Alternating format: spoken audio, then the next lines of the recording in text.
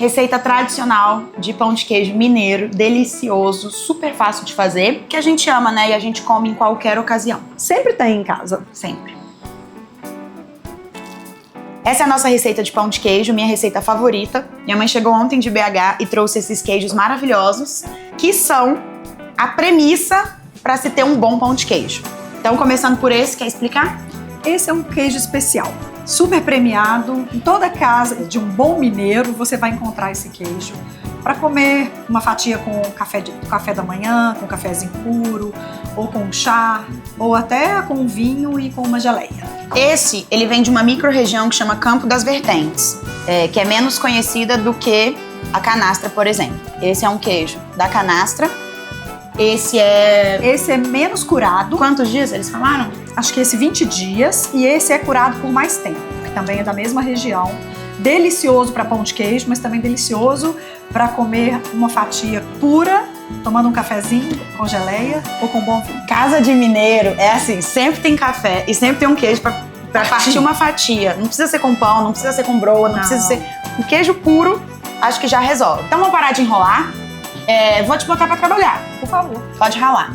Eu gosto de misturar sempre um menos curado com um mais curado. Quando a gente não tem um bom queijo Minas e só acha um meia cura no supermercado, por exemplo, uma dica que eu dou é misturar com parmesão, que é um queijo mais forte, que tem mais sabor. E aí, depois que ele vai ao forno, ele traz uma nuance um pouco diferente, um pouco mais salgadinha pro pão de queijo. E é fácil de achar, né? E é fácil de achar. Então, como aqui a gente tem muitas opções, eu acho que eu vou misturar... Vamos misturar o catauá e esse um pouco menos curado, canastra com catauá, e aí eu vou guardar esse pra comer depois. Combinado.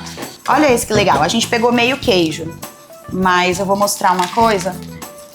Quando você tem o queijo inteiro, geralmente você tem ele todo. Ele vem com um selo aqui, ó, da canastra. Geralmente ele é colocado no meio do queijo. Ó, ele até deixou um pouquinho da marca. Aqui, a minha receita... Nossa, olha isso aqui, gente. Vamos provar, amor? Vamos, claro. Quem quer? Um pedacinho de queijo. Alguém quer um pedacinho de queijo? Maravilhoso. A medida que eu gosto de usar na receita é metade do peso do polvilho de queijo. Porém, eu nunca sigo a risca. Eu sempre ponho um pouquinho a mais.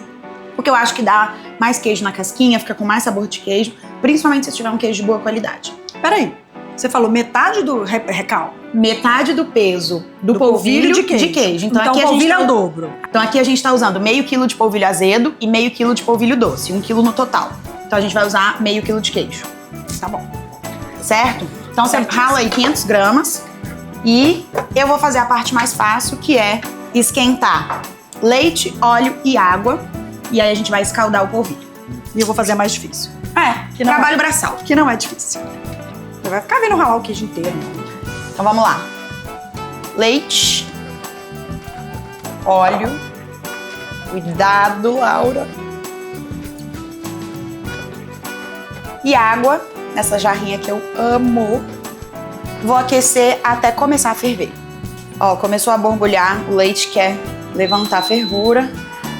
Eu já tiro e escaldo o polvilho.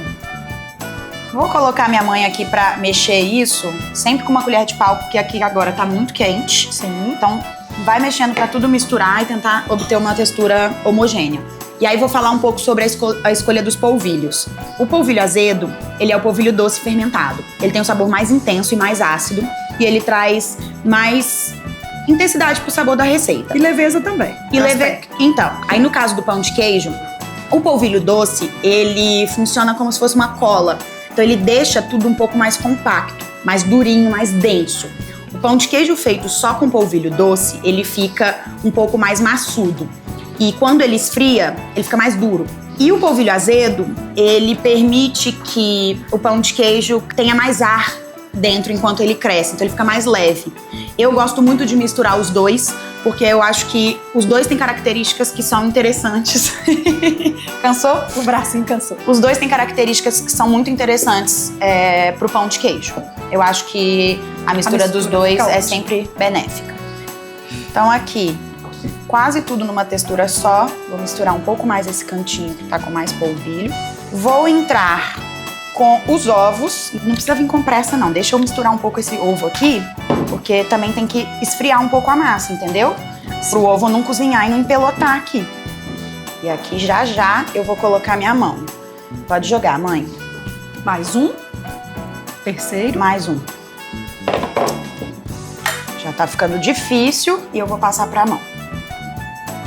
Pode quebrar mais um. Quinto. E pode me dar o sexto. Todos os ovos aqui dentro. Eu vou tentar primeiro limpar essa bagunça. Ô, sous-chefe, você me ajuda aqui? Tem uns cachorrinhos aqui embaixo. Tem uns cachorrinhos aqui, né, Rotivaldo? E aqui, pra mim, é a hora de colocar sal e queijo.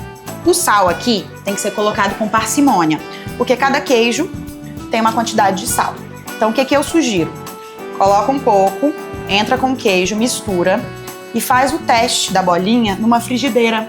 Pra ver o sal. Antes de congelar e antes de assar. levar ao forno. Porque aí você não perde uma quantidade tão grande de massa. Vamos supor que ficou sem sal. Se já tá congelado, não tem muito o que você fazer. Perfeito. Entendeu? Aqui temos 500 gramas de queijo ralado. Então tá. Eu vou colocar uma colher de sopa de sal para 1 quilo. Não enchi muito porque vamos testar. E aí entra todo esse queijo lindo aqui. Bora misturar, mãe. Toda a massa tá aqui, tá pesado pra caramba. E aí eu vou pegar um pedacinho assim e eu vou achatar pra ele cozinhar mais rápido. Então, para fazer o teste do sal. Faço a bolinha, achato assim e coloco no fogo. Tosto dos dois lados e experimento pra ver se o sal tá ok. Uma vez ok, partiu produção. Bora pro teste? Parte aí ao meio. Aqui é pra gente sentir o sal, né, filho? Pode ter uma pequena quantidade adicional de sal. Mais o queijo. Tá maravilhoso. Pronto.